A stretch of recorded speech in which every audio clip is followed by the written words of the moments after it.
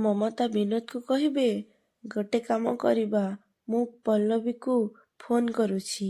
ତାପରେ ବିନୋଦ କହିବେ, ହଁ ମମତା, ତମେ ବଢ଼ିଆ କଥା ପଦେ କହିଲ। ସେ ହିଁ ଠିକ୍ ସଜେସନ୍ ଦେଇପାରିବ। ଆରେ ଲଗାଅ ଫୋନ୍, ଲଗାଅ ଆଉ ସ୍ପିକର ବି ଅନ୍ କର। ତାପରେ ମମତା କହିବେ, ଠିକ୍ ଅଛି। ତାପରେ ପଲ୍ଲବୀ ଡ୍ୟୁଟି ଯିବା ପାଇଁ ରେଡ଼ି ହେଉଥିବେ। ତାପରେ ଆଦର୍ଶ ପଲ୍ଲବୀକୁ କହିବେ, ପଲ୍ଲବୀ ମୁଁ ଆସୁଛି, ବାଏ। ଏମିତି କହି ଆଦର୍ଶ ଚାଲି ଯାଉଥିବେ। ଆଉ ପୁଣି କହିବେ, ଶୁଣ, ତମ ପ୍ଲାନ୍ କାମ କରିବ ତ ଖୁଡ଼ି ଏଠିକି ଆସିବାକୁ ରାଜି ହେବେ ନା? ତାପରେ ପଲ୍ଲବୀ କହିବେ, ହଁ ବାବା, ମୋ ପ୍ଲାନ୍ କାମ କରିବ। ତାପରେ ଆଦର୍ଶ କହିବେ, ଦେଖ, ତମ ପ୍ଲାନ୍ ଯଦି କାମ ନ କରେ ନା, ତାହେଲେ ଡେଲି ତମକୁ ମୁଁ ଏଭଳି ଟର୍ଚର କରିବି ଯେ।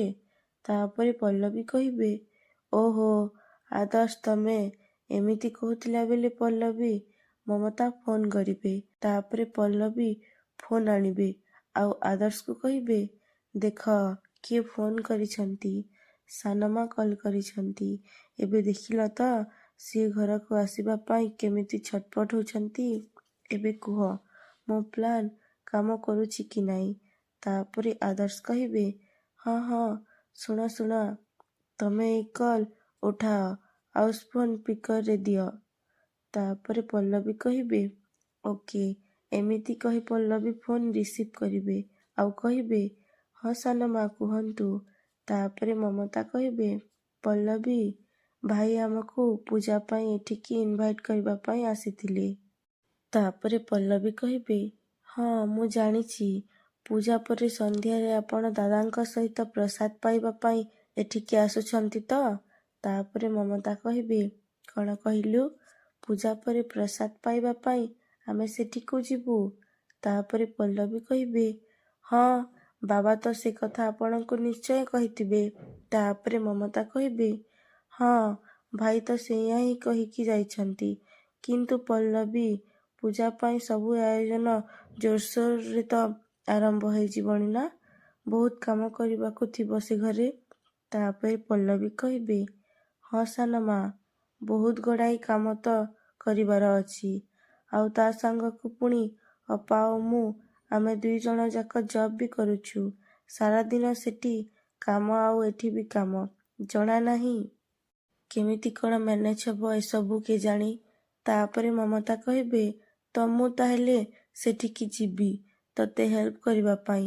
ମାନେ, ମୋ କହିବା କଥା ହେଲା, ମୁଁ ଆଉ ବିନୋଦ 2 ଜଣ ଯାକ ସେଠିକୁ ଯିବୁ। ତାପରେ ପଲ୍ଲବୀ କହିବେ, ନାଇଁ ସାନମା, ସେସବୁ କିଛି ବି ଦରକାର ନାହିଁ। ଆମେ ଏଠି ସବୁ କିଛି ମ୍ୟାନେଜ୍ କରିଦେବୁ।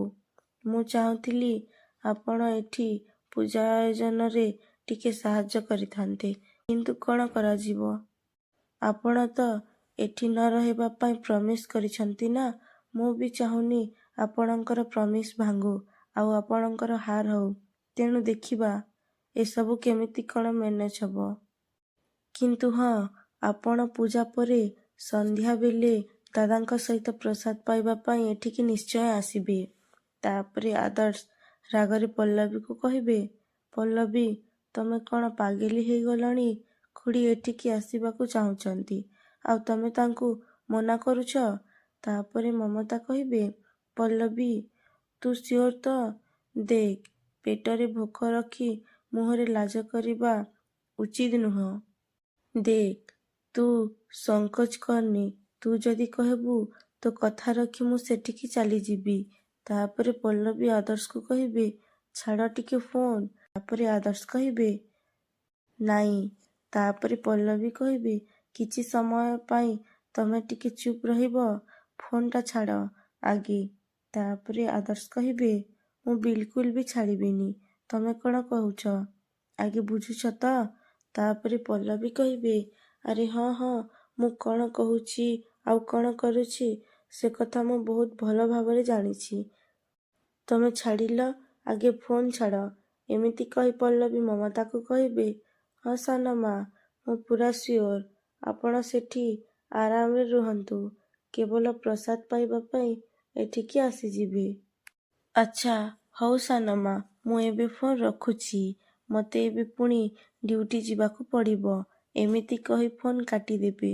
ତାପରେ ବିନୋଦ ମମତାକୁ କହିବେ, ମମତା, ଏବେ ସମ୍ଭବତଃ ଆମକୁ ସତ ଗ୍ରହଣ କରିବାକୁ ପଡ଼ିବ। ସେ ଘରେ ହୁଏତ ଆମର ଦାନାପାଣି ବନ୍ଦ ହେଇସାରିଲାଣି। ତାପରେ ଆଦର୍ଶ ପଲ୍ଲବୀକୁ କହିବେ, ପଲ୍ଲବୀ, ତମେ ଇଏ କ'ଣ କରୁଛ? କ'ଣ କରୁଛ ତମେ? ତମେ ଦାଦା ଖୁଡ଼ୀଙ୍କୁ ବୁଝାବୁଝି କରି ଏଠିକି ନେଇ ଆସିବା ଉଚିତ ଥିଲା। କିନ୍ତୁ ତମେ ତା ନ କରି ଯୋଉ ଲୋକ ଏଠିକି ଆସିବାକୁ ଚାହୁଁଛି ତମେ ତାକୁ ମନା କରିଦେଲ। ତମେ କ'ଣ ପାଗିଲି ହେଇଗଲଣି? ତାପରେ ପଲ୍ଲବୀ କହିବେ, ମୁଁ ତୁମକୁ କହିଥିଲି ନା ମୁଁ ଯାହା କରୁଛି ଠିକ୍ କରୁଛି। ଆଉ ମୁଁ ଜାଣିଛି ମୁଁ ଯାହା କରୁଛି ଇଏ ହେଉଛି ଡିଭୋର୍ସ ପ୍ଲାନ୍। ଯିଏ ଭଲରେ କଥା ନ ମାନନ୍ତି ତାଙ୍କ ପାଇଁ ଏ ପ୍ଲାନ୍ ଏପ୍ଲାଏ କରାଯାଏ। ଆଉ ଏମିତି କଲେ ସାନମା ଏ ଘରକୁ ଆସିବା ପାଇଁ ଆହୁରି ଛଟପଟ ହେବେ। ଆମେ ତାପରେ ତାଙ୍କୁ ଘରକୁ ଆସିବା ପାଇଁ ଇନଭାଇଟ୍ କରିବା। ଦେଖିବ ସାନମା ଜମା ବି ମନା କରିପାରିବେନି। ଏବେ ବୁଝିଲ ବୁଦ୍ଧୁ? ତାପରେ ଆଦର୍ଶ କହିବେ, ଓ ୟା ଭିତରେ ତାହେଲେ ଏତେ କଥା ଅଛି? Really Pallavi, you are genius. କିନ୍ତୁ ପଲ୍ଲବୀ, ମୁଁ ଚାହୁଁନି କି ଖୁଡ଼ୀ ଏମିତି କମ୍ପ୍ରମାଇଜ୍ କରିକି ଏଠିକି ଆସନ୍ତୁ। ମୁଁ ଚାହୁଁଛି ଖୁଡ଼ୀ ଏଠି ପ୍ରପର ସମ୍ମାନ ଆଉ ମର୍ଯ୍ୟାଦା ସହ ଏଠିକି ଆସନ୍ତୁ। ଆଉ ତାକୁ ସମ୍ମାନ ସେତେବେଳେ ମିଳିବ ଯେତେବେଳେ ମା ନିଜେ ଯିବେ ତାଙ୍କୁ ଏଠିକି ଡାକିବା ପାଇଁ। ତାପରେ ପଲ୍ଲବୀ କହିବେ, ତମେ ସେଥିପାଇଁ ଚିନ୍ତା କରନି ଆଦର୍ଶ। ମୁଁ ସେ ବାଟ ଆଗୁଆ ଅଲରେଡି ପ୍ଲାନ୍ କରି ରଖି ସାରିଛି।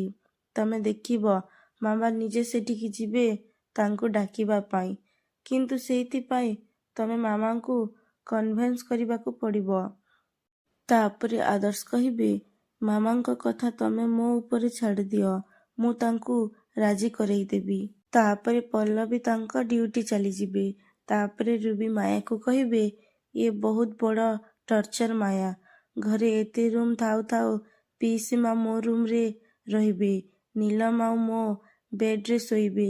ଇଏ ତ ଜାଣିଶୁଣି ଜଣଙ୍କୁ ହଇରାଣ କଲା ଭଳିଆ ହେଉଛି ନା। ତୁ ନିଜେ କହୁନୁ। ସେଥିରେ ତୋ ପୁଅ, ବୋହୂ, ସିଏ ଯାହା କରୁଛନ୍ତି ସେଥିରେ ସେମାନେ ହଁ ମାରି ଚାଲିଛନ୍ତି। ମାନୁଛି ମୁଁ ଆଉ ନୀଲମ ଆମେ 2 ଜଣ ଯାକ ତୋ ପାଖରେ ଆଶ୍ରୟ ନେଇ ରହୁଛୁ। ତା ବୋଲି ପିଇସୀମା ଆମ ସହିତ ଏଭଳି ବ୍ୟବହାର କରିବାଟା କ'ଣ ଠିକ୍ ହେଉଛି? ଏମିତି କହୁଥିଲା ବେଳେ ରୁବି ଅଚାନକ ଦାଦିମା ଆସି କହିବେ, ଏତେ ସ୍ୱାଭିମାନ ତୋ ମନରେ? ତାହେଲେ ଏଠି ପଡ଼ିକି କାହିଁକି ରହୁଛୁ? ତୋ ପାଖରେ ତ ବହୁତ ପଇସା ଅଛି। ତୋ ପତି ତ ବିଦେଶରେ ବିଜନେସ୍ କରୁଛି। ତାଠୁ ତ ବହୁତ ଟଙ୍କା ଲୁଟୁଥିବୁ। ତୋ ଆଉ କାହା ପାଖରେ ଆଶ୍ରୟ ନେବା ଅପେକ୍ଷା ସେଇ ଟଙ୍କାରେ ନିଜର ଗୋଟେ ଘର ତିଆରି କରି ସେଇଠି ଯାଇକି ରହୁନୁ।